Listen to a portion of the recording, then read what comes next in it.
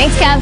This morning, the country's waking up, still wondering what America's future will look like. Right now, ballots are still being counted, and many races are too close to call. And you're looking live at the U.S. Capitol this morning, and the balance of power looks as though it will shift Republican to a Republican majority, and that means Bakersfield Congressman and House Minority Leader Kevin McCarthy is closer than ever to becoming Speaker of the House.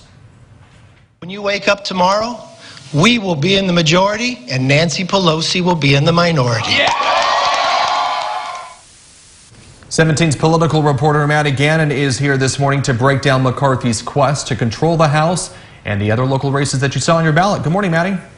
Maddie, Alex, good morning. We're all waking up to a fresh set of results this morning. Numbers were last updated just after 2 a.m. in Kern County. But as we're going through all of this, we have to keep in mind these are still early results. By the same time this morning in the primary election, we had just 26% of the votes tallied. But we'll kick things off where we do have some finality. The AP is projecting Republican incumbent House Minority Leader Kevin McCarthy has won re-election against Democratic challenger Marisa Wood. McCarthy this morning with 68% of the vote to Wood's 32%. The significance here, McCarthy has just passed the first hurdle in his quest for the job he has long coveted, Speaker of the House. But the next step right now is still hanging in the balance. Republicans need to take a majority in the House of Representatives for McCarthy to get the Speaker's role. As of this morning, that hasn't happened yet.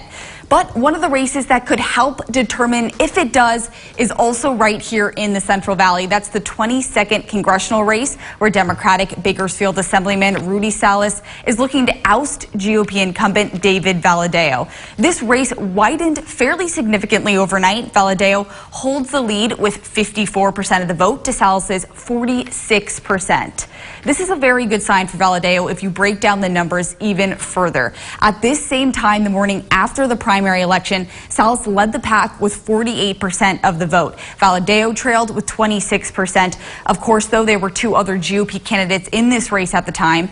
As more votes, though, came in over the next few days, Salas's lead shrunk from 48% to 45%. Most of these votes went to Chris Matisse. That was one of those Republican challengers in the primary who cast himself as further to the right than Valadao. That may be a sign a lot of those votes coming in over the next few days in the primary were deep Republican voters. If these votes break the same way in the general, that's a good sign for Valadao.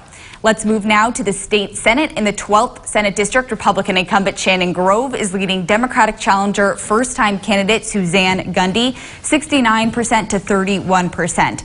In the 16th State Senate District, all campaign season, this was considered a key pickup for Republicans. Democrats in Sacramento, on the other hand, poured thousands of dollars into keeping this seat.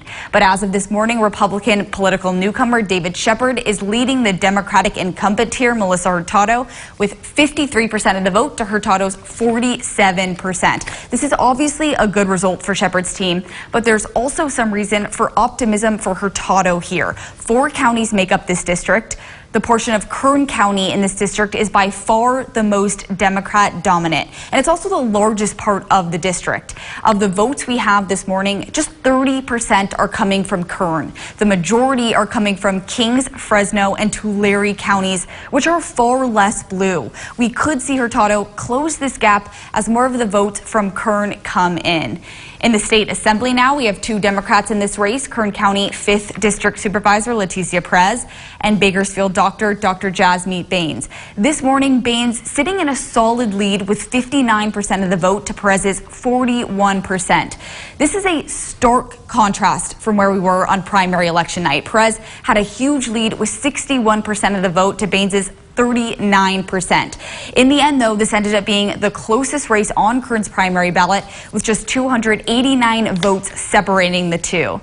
And in the 3rd District Supervisor race, retiring 3rd District Supervisor Mike Maggart's Chief of Staff Jeff Flores barely leading retired CHP Assistant Chief Brian Smith by just 28 votes, razor thin. We spoke with both candidates last night. The biggest message that I want to get across tonight is thank you to every single one of the people that put a sign in their yard. They donated money. They volunteered to walk for us. all those people that supported me. I just want to thank them from the bottom of my heart. It means everything, and I'm really excited that these people came out to help me. Sometimes it takes weeks to finally get some closure. So I think when we see some subsequent returns and we see a trend, we'll get a better idea of how this race is going. But I'm going to say my prayers. I'm going to go to bed. I'm going to give thanks to God Almighty and wake up in the morning and see what happens. Quite a bit of surprises this morning, and we, of course, will be monitoring all the changes as votes continue to come in over the next few days. In studio, Maddie Gannon, 17 News.